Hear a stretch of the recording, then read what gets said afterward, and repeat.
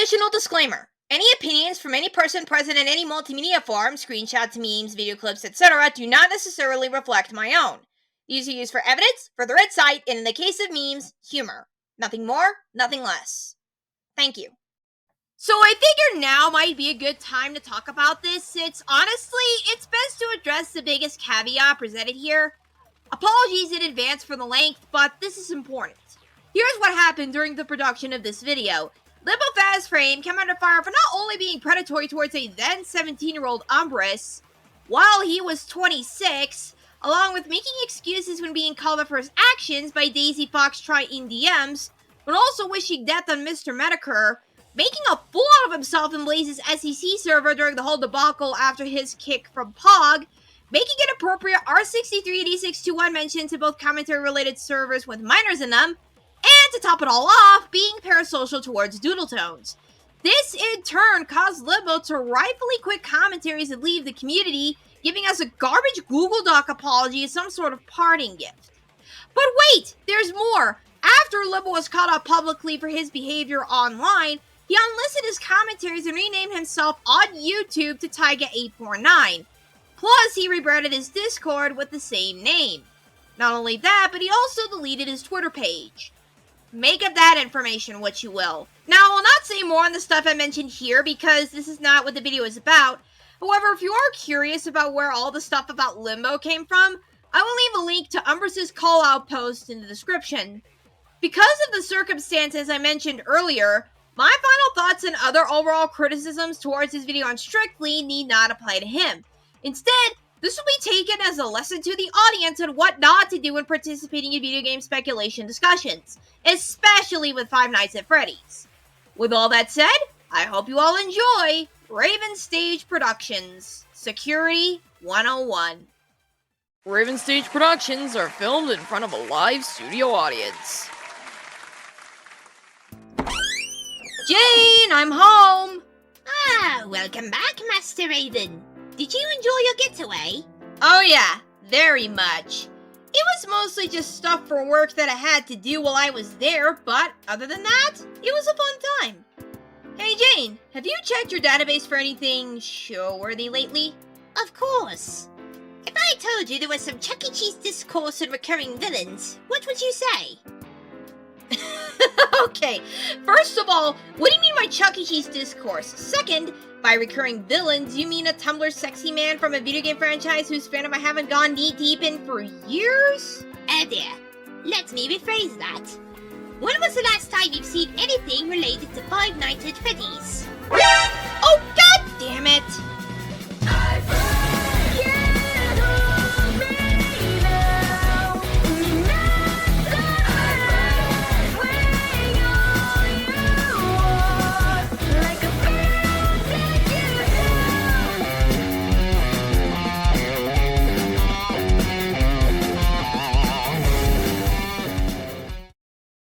Hola a todos, my name is Raven Pines, but you can also call me Blake, and welcome to the madness.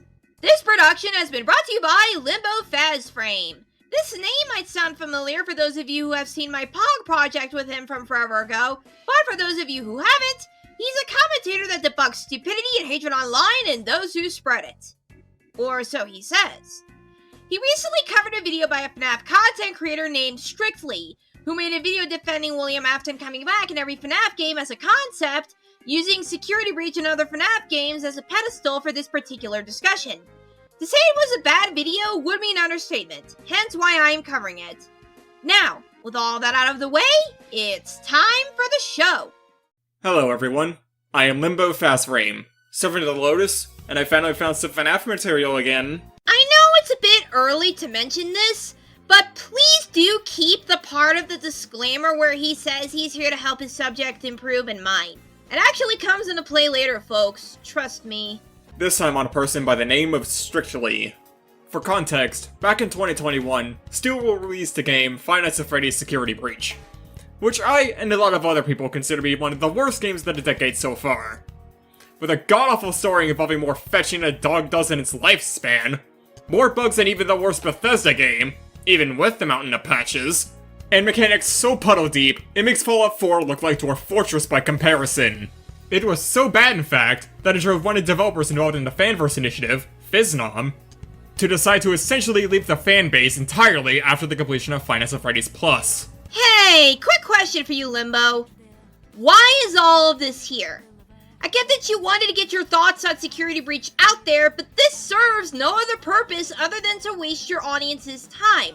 At best, this part about the game could have been saved for final thoughts, or hell, maybe your own review of the game if you plan on making one as its own video.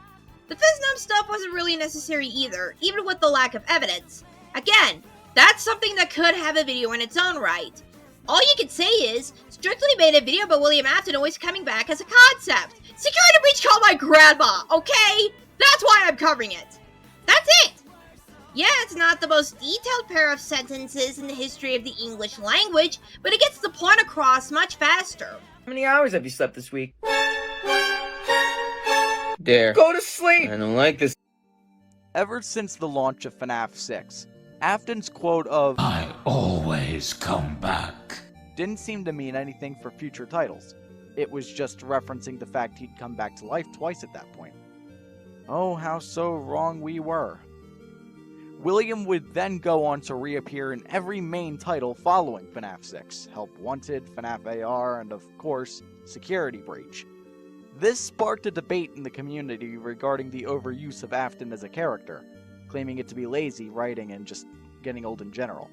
But I'm here to defend that, and to get it out of the way, I know Scott Cawthon probably didn't intend on a couple of these points, but I don't care because it's my video, and you know what? You can sue me. So to translate, you don't actually have any sources regarding whether or not anything here was intended or not, so you're just making crap up. Well, this is gonna be fun. Like, seriously, at least Mitty, a true nerd, was able to provide sources for its defense of Fallout 4, awful as it was. What? What are you talking about? I'm confused. Like, you're asking Strictly to provide sources for what he personally believes to be the reason as to why William Afton came back in Security Breach in games before that, when really, that could be just a case of the death of the author. More on that later. And from the looks of it, it looks like you're under the assumption that he's defending that concept being executed in Security Breach and just the game in general. I wonder which parts of Strictly's video proves as such. Actually, there is something else I would like to bring up. If Strictly defending the concept wasn't an issue you were having and it's more so a case of William and his story being officially introduced to the series with the novels and such before the games involving him, even with the dumb theories involved, then to quote a part of my comment on CBR, though what about Ruby, a series doing a story first should not dictate its quality automatically. Execution is a thing, and a story thrives or suffers depending on how it is handled. I say this because that is what we are discussing right now, assessing how well a certain element in a story can be executed as opposed to the concept being there before it is fully realized. That's just how writing works. Now personally, I have always interpreted the theme of FNAF as revenge never pays.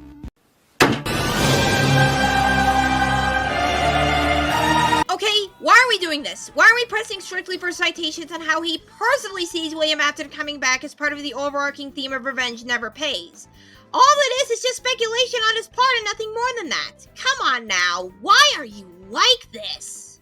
I do not care!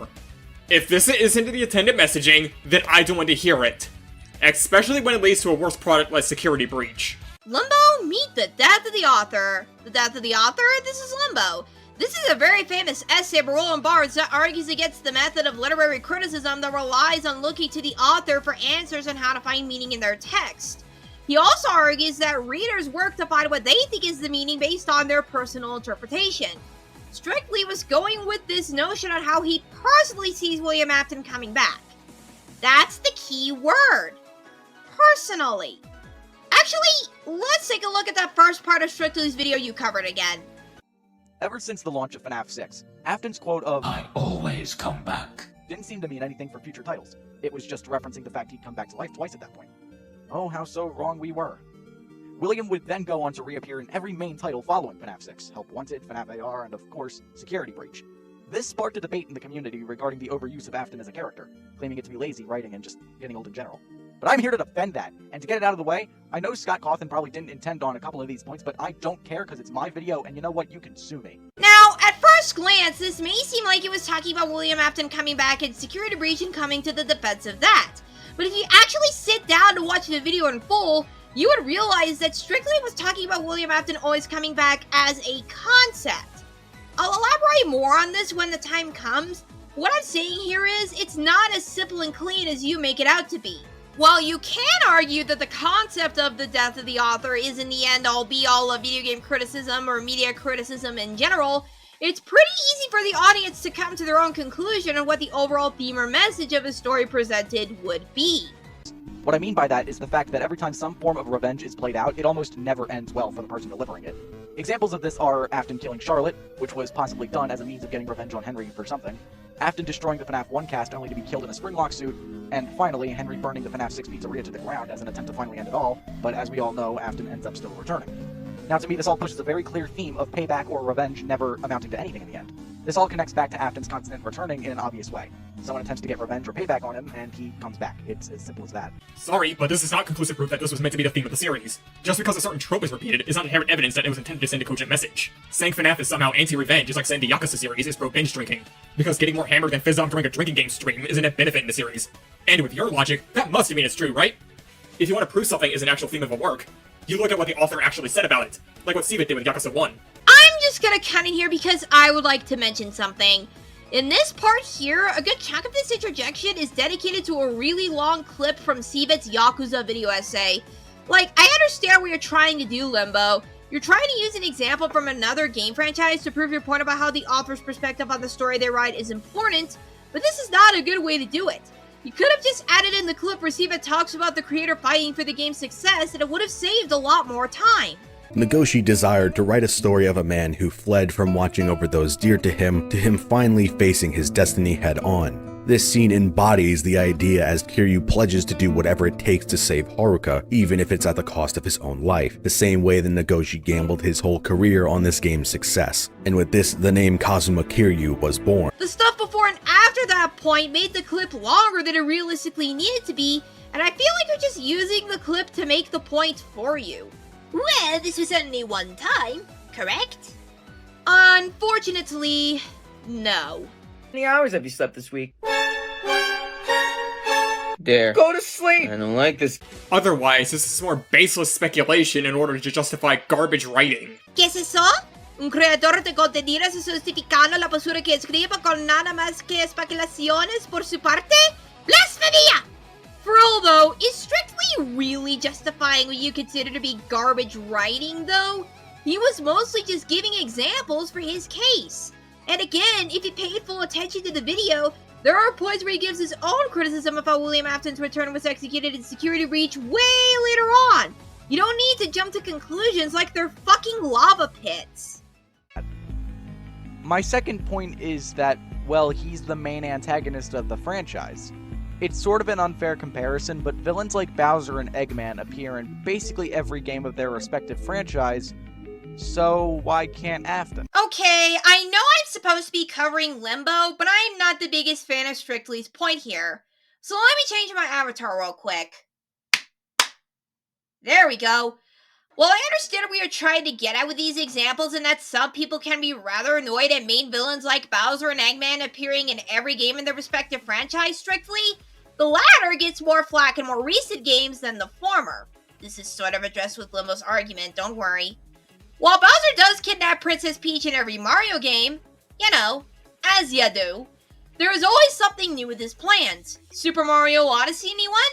In that game, Bowser once again kidnaps Princess Peach. This time, he plans on marrying her with an elaborate wedding on the moon, with him hiring the Brutals as his wedding planners, aiding him in stealing goods and treasures from various kingdoms across the globe, and kidnapping Cappy's sister Tiara for Peach to wear. And if we're talking about the lack of mainline games for the Mario franchise for a time, yeah, there were times where Bowser was not the main villain, especially in the RPG games, since other characters were in that spotlight. Dr. Eggman is a different case entirely, with him teaming up with more powerful villains than him, mainly supernatural forces, thus having him shafted as the villain in the Sonic the Hedgehog franchise. Sonic Forces and Sonic Frontiers unfortunately cave into this trope. Okay, Fred Jones from hit American animated series Scooby-Doo. Hey! Watch your mouth! that we got that out of the way, let's see how Limbo counters this. Dude, you do know it's been a common criticism that Bowser has been overused as a villain for a very long time, right? Right? Heck, in the 10 seconds of searching around, I found 2 sources of people saying that a lot of Nintendo franchises in general have overused villains. The Gamer article and an Arlo video. So what the heck are you on when you're trying to use an already heavily criticized character to whataboutism away or criticism of another character for similar reasons? Imagine missing an opportunity to provide an actual argument against Strictly's point so far that you end up in the ever after. Moral of the story is, the mouse is an angel and the cat is El Diablo. Oh, don't drink the tea. But back on topic, the Reddit post wasn't even talking about the original post wanting Bowser to retire from the Mario franchise at all. What they meant is that while having Bowser as a consistent main villain of the games is nice, they think it would be fun if Bowser teamed up with various Mario villains like Donkey Kong, before he was a heel turned face, Wario, Waluigi, Wart, and other enemies to set up a plan for Mario to undo. As for the Arlo video, funny how you mention that because I actually looked at one specific section and... Now, I know there are some pretty hardcore Koopaling fans out there, but in my defense, I will say... Okay, I have no real defense. I just think they should retire. Look at that! Arlo talking about the Koopalings as a whole and not Bowser specifically. But what about the Gamer article you're citing here? You don't show anything aside from the title that relates to what you are talking about. I checked the article for anything related to Bowser and I found 2 paragraphs entirely dedicated to him. What really bothers me about this interjection more is that this actually can help your point a lot better than the Reddit post you showed. Furthermore, how is it a whataboutism exactly? The definition of a whataboutism is a technique that answers an accusation or answers a difficult question by making a counter-accusation or raising a different issue. He was just providing some, albeit weak, examples. So this actually isn't a whataboutism because it actually relates to what it is we are talking about. Main villains in any game franchise coming back each time, which was the talking point for William Afton. Hey, it's me, Editor Strictly again, with no script again, and once again I am sick. I want to add in here another, probably a better example of this that I've seen as of late, like, you know, as I'm recording this, not as I recorded those last bits. Basically, a more comparable thing to, like, Afton, like, always coming back and that not being a problem with, like, any other franchise is horror movie franchises, specifically slashers, like Friday the 13th with Jason Voorhees and Freddy Krueger and Nightmare on Elm Street. Honestly, I would argue that Jason and Krueger are even worse examples to use, given, well, they are not only the faces of the franchise they reside in, but their very existence is the very backbone to the premise of the films. The premise of a killer getting revenge on camp counselors for being somewhat responsible for his death due to their neglect does not work without Jason. And the premise of a killer haunting the dreams of teenagers does not work without Krueger. Even without that, those movie franchises still eventually ended as far as original continuities are concerned. And at the tail end of the series, they were getting absolutely terrible. James H.D.'s of the Dead Meat channel pointed this out in his kill counts on them. Cool! Now are you going to summarize what James said? Welcome to the Kill Count, where we tally up the victims in all our favorite horror movies. I'm James H. Denise, and today we're looking at A Nightmare on Elm Street 5, The Dream Child, released in 1989. Oh, we're just gonna show more long clips to put in the video? Yeah, no! Fuck this shit, I'm out!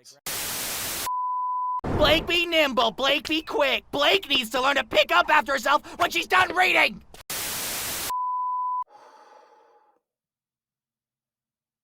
Audience, I apologize for that outburst. I promise never to let my anger get the best of me again. So, I will be trying my best to summarize the clips provided. In this clip shown, James summarizes the plot of A Nightmare on Elm Street 5, A Child's Nightmare, while also making note of the rushed production and the movie caring more about weird dream visuals and interesting characters and a sensible story. The Freddy Jr. plotline was, as James described, the cherry on top of the shit sundae. He also makes note of how the MPAA cut down on the amount of kills in the film. This also has James summarizing the plot of the movie before making a remark in the end of how Freddy became a complete Looney Tune. Phew, that was no easy task at all. Let's see if things get better. How many hours have you slept this week? Dare. Go to sleep! I don't like this. And as for the Friday the 13th films... Nuh-uh, we are not showing another long clip here. We do not stand for padding videos out with unnecessary clips in this house. So the clip presented here comes from the Jason Takes Manhattan kill count. This clip entails how James thought that outside of a single badass shot to him, It felt like Jason takes generic City USA, along with him noting the slow scenes with Jason picking up items, scenes being slogs with by-the-numbers dialogue, and how the level of gore was prudish thanks to the MPAA. He also states that this was his favorite Friday the 13th as a kid, and he wanted to like it as an adult, but can't. Moving on. How many hours have you slept this week? There. Go to sleep! I don't like this. Now, to be honest, I even think this point of mine is pretty weak. Bowser and Eggman, for the most part, are doing something new and interesting in each game. Afton, however, isn't. If you think this is the case, then why bring it up at all? To provide examples? You do realize that Strictly's video is from the perspective that Afton coming back in concept is fine, but not in execution, since he says that Security Breach handled it poorly in a later point in his video, right? Just one more thing to add, because holy crap, why didn't I ever think to do this initially? Let's see what Strictly does to answer that question. Now, to be honest, I even think this point of mine is pretty weak. Bowser and Eggman, for the most part, are doing something new and interesting in each game. Afton, however, isn't. William Afton is always given the same motivation. However, that motivation is never super clear. As I see it, his end goal is eventually going human again without the confines of the Springlock suit. That's never actually revealed to us, so that's just my speculation. Thanks a lot for not letting him finish his point, Limbo. William Afton is always given the same motivation. However, that motivation is never super clear. As I see it, his end goal is eventually going human again without the confines of the Springlock suit.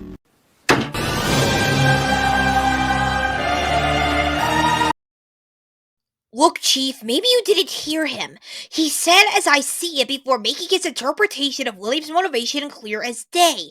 At this point, this whole asking for citations in the wrong circumstance shtick is getting really annoying. Maybe if Afton was actually given proper and clear motives and he did something different to achieve them in each game, maybe then his always coming back trope wouldn't be so tiresome. Okay. Looks like we're seeing some valid criticism here. Let's see if Limbo tries to argue this in good faith. This right here demonstrates what, fuck all what the problem actually is with William. Security Breach pulled a Rise of Skywalker. But, I mean, for an already... And even more clips to pad out the video on top of that. Yay!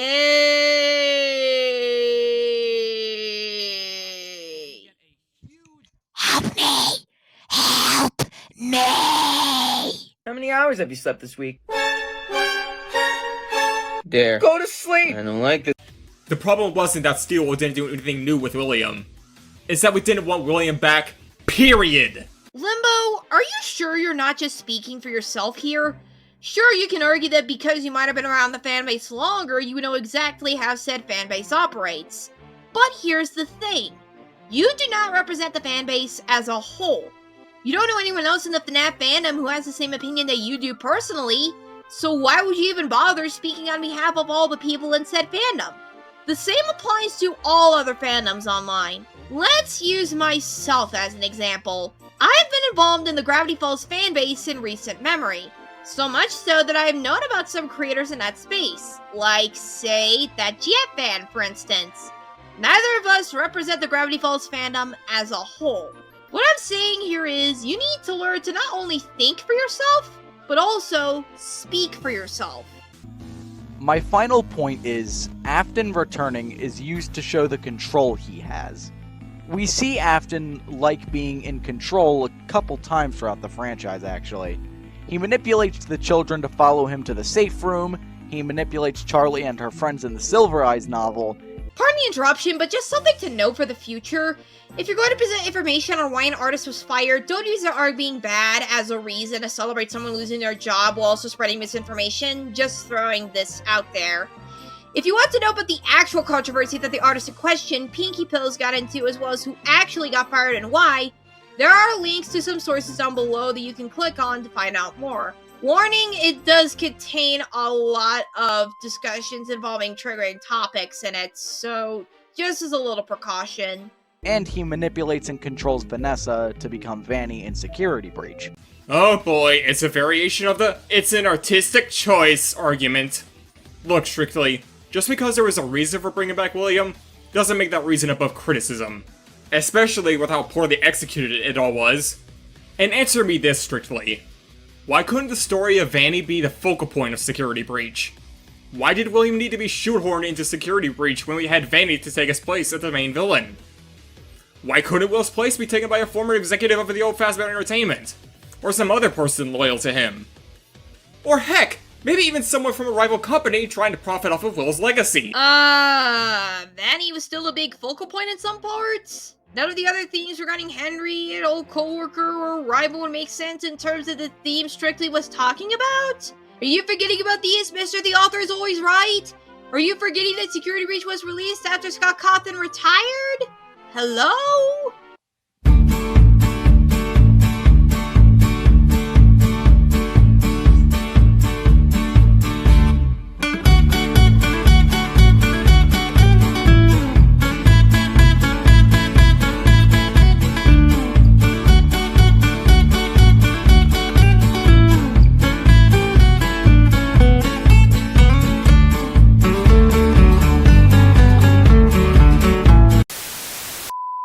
Hey there everyone, User1 Campbell here, and I will be doing the post point for Limbo's post point. And since Raven unfortunately forgot to re-record the lines for Jane, and since I am already editing this video for her, I decided to volunteer in Jane's stead. Anyways, before I let Raven do her thing, I will read out the lines of what Limbo said in his post point. Hey, post point here. I just thought of a perfect counterexample to your point as I was watching Dogs Eating Dogs 6's, currently going by Super DD6 Galaxy, Hated Villains list. That being Jasper Bad Jr. from No More Heroes 2. For those that don't know, No More Heroes 2 is supposed to have an anti-revenge theme similar to what FNAF has, with Jasper turning out to be some scrawny loser in the end, and having what many regard as one of the most frustrating video game boss fights out there back in the early to mid 2010s, to the point that he was a fairly popular choice to put on hated boss lists. What I ultimately want to say is that just because there is some larger message or plan to a creative decision doesn't make it a good decision if it is just going to frustrate everyone in the end. And it doesn't matter if Scott or Steelwool did something new with Will. It wouldn't change the fact that the story is still spinning its wheels and Henry sacrificing Freddy Fazbear's Pizzeria Simulator meant absolutely nothing. And now we return to this episode of Raven States Productions. Shout out to Turgidian for letting me know about a counter-argument to this. So, Limbo.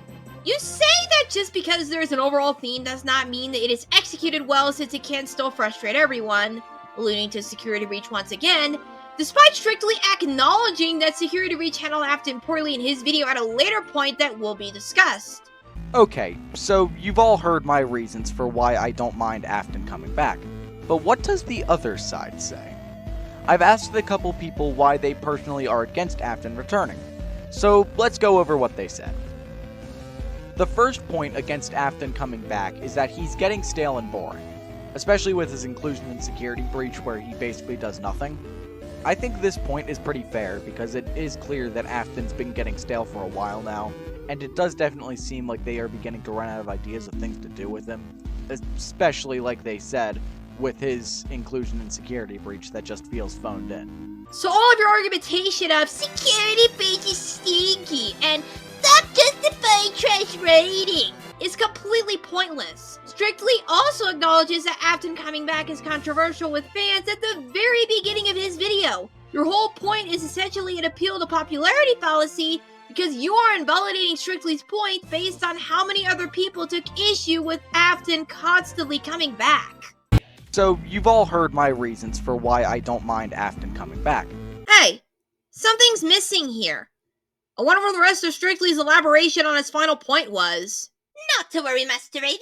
I have it right here in my database.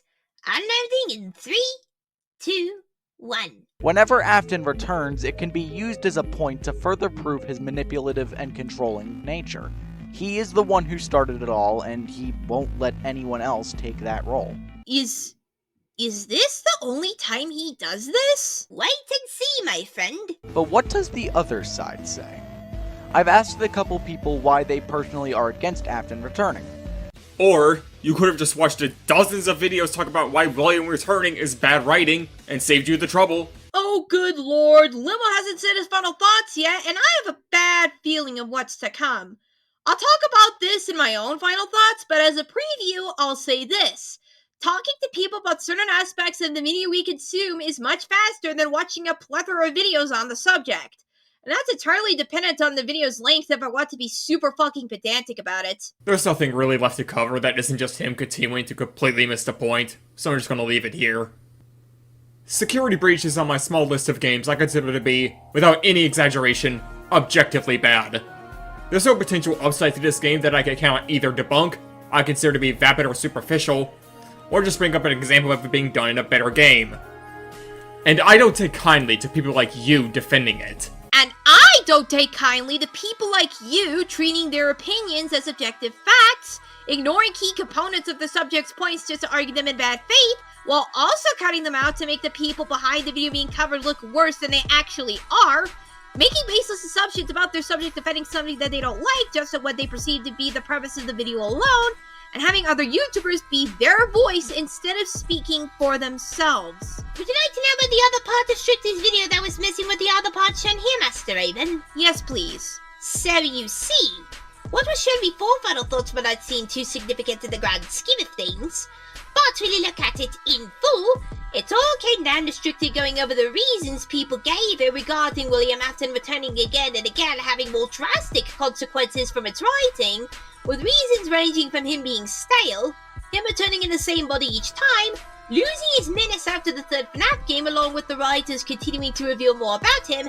therefore removing the fear of not knowing about him and making said fear less impactful, and how it prevents the story and characters from going further in their development. Strictly also provided his own opinions on each reason. Strictly also provides his own ways of making William Afton more interesting. These solutions include giving William Afton a clear end goal, mixing up what happens to him each time, and making him more menacing with a big reveal of a final boss in Security Breach. Wait a minute! Limbo pulled a Veritas! Are you fucking kidding me? Well, considering how you've seen how intellectually dishonest Veritas can be and the consequences that result from that, is it really that surprising Limbo would do something like that here? Point taken. Anyways, I am going to end it here since it is him saying goodbye. So with all that said and done, the show is nearly over. Like many people in the comments of this video have been with you, Limbo, I'm gonna be honest. It is genuinely horrendous on so many levels. I want to touch more on the watch some videos on the topic instead of talking to people angle on the last point. Now Limbo, I want you to think of your favorite topic in pop culture that you think is worth talking about. Now I want you to imagine having options to go about this. Would you rather talk to people about it, or do you require recommending videos to people? Sure, we can recommend videos by other people about a topic all day long, but like I said before, that depends on the length of the video. So with that in mind, obviously you would prefer talking with people about it, right? Right? Point is, it's faster and easier to get other people's perspectives just by talking to them than just watching videos. I also want to bring this up since it has been bothering me for quite some time. While I was scripting this video, Limbo made a community post stating how he was disowning the video due to the DLC of Security Breach, quote-unquote, decanonizing the ending, while also mentioning his behavior in the comment section when calling out on some things by Donimation, Azelf101, Umbrus, Turn of the TV, and several others, his frustrations with the FNAF franchise around 2021, and a promotion of a video he is doing in the future. Ignoring everything else, this deflects the actual reason you should have disowned the video in the first place, Limbo. It was a vindictive, bad faith, intellectually dishonest dick measuring contest with someone you believe to be defending a game you don't like and evidently haven't played yourself. That's another thing. How is being an asshole to Strictly and arguing with him in bad faith going to help him improve his content in the future like your disclaimer says? You could say that harsh criticism is still criticism all you want, but it didn't need to go this route over fucking Security Breach of all things. Yes, I know Security Breach is divisive amongst the FNAF fanbase, and I am aware that there are criticisms of the game that can be valid. However, that doesn't warrant shit like this. Here's a lesson in my audience. You are allowed to express disappointment in a direction your favorite series heads to. However, if your anger is clouding your judgment so much to the point where you lash out at someone for having a different opinion on it than you do, remove yourself from the discourse for just a moment, take some deep breaths, and then come back with a more level head. I'm not saying you should be conflict avoidant with stuff like this. Far from it. What I'm saying is that a productive discussion is a lot better than a shouting match. Hopefully this helps. If not, well, at least I hope this entertained you all. Boy, I'm so glad that's over with. Hopefully I won't run into this whole thing again. I'm sure you won't, Master Raven. Well, time for tea. Thank God! I really needed to get some tea to calm me down. Well, that's all, folks. Until next time, this is Raven Pine saying take care and be kind to one another. Adios!